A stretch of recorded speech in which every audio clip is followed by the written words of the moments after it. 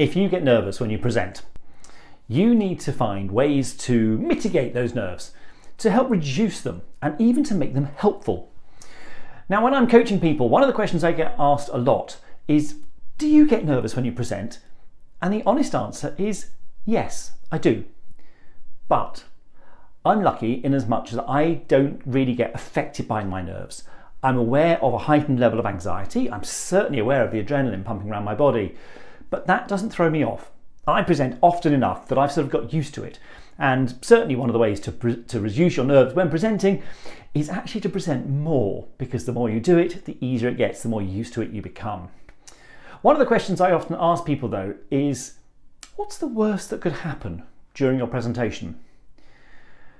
The number one thing for some reason seems to be, what if I fall over? When was the last time you fell over? Now, it's odd, it's an irrational fear, because hopefully you don't fall over often, so why would you fall over, particularly when you're presenting? But it's obviously something that people worry about. If you do, you pick yourself up, you go, I'm really sorry about that, and you carry on. Another thing that people often say is that worst thing that could happen is people say, I might just completely forget my words. A couple of thoughts on that. First of all, take some notes on with you. Don't take a full script. I honestly don't think having a full script will help your nerves, because you've then got to scan through it trying to work out where you are.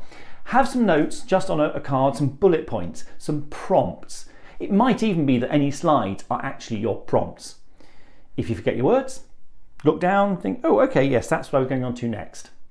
You can even turn to your audience and say, what was I just talking about? Just had a complete blank. What was I talking about? And you'd be surprised how often the audience will go, oh, you were talking about this. And you can go, oh yes, I can pick up and go from there. If worse comes to worse, if you are absolutely blank, just say, actually, I'm not quite sure where I was going with that. Why don't you ask me some questions? And just throw it to audience Q&A. And then they can pump you for the information that they need. Audiences actually really like it. So what's the worst that could happen is a good question to ask yourself, because on the whole, it's not going to be something terrible. If you get to the point where you are being asked questions you don't know an answer, that's another common one. What's the worst that can happen? You stand there and say, I don't know the answer to that. Couple of options there. Either you say, I'll find out and I'll come back to you, or you can throw it to the room.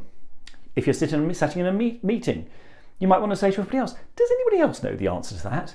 And you'd be amazed how often people in the room will know an answer to that.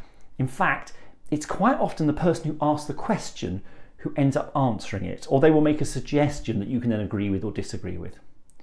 So if you find yourself catastrophizing over your presentation and that's making you nervous, just stop and think, what's the worst that could happen? And if that does happen, what can I do to cope? And hopefully that will help to bring that anxiety level down. While you're here, please do hit the like button and subscribe if you want more tips on presenting, in particular about reducing your nerves as a presenter. Hope that helps.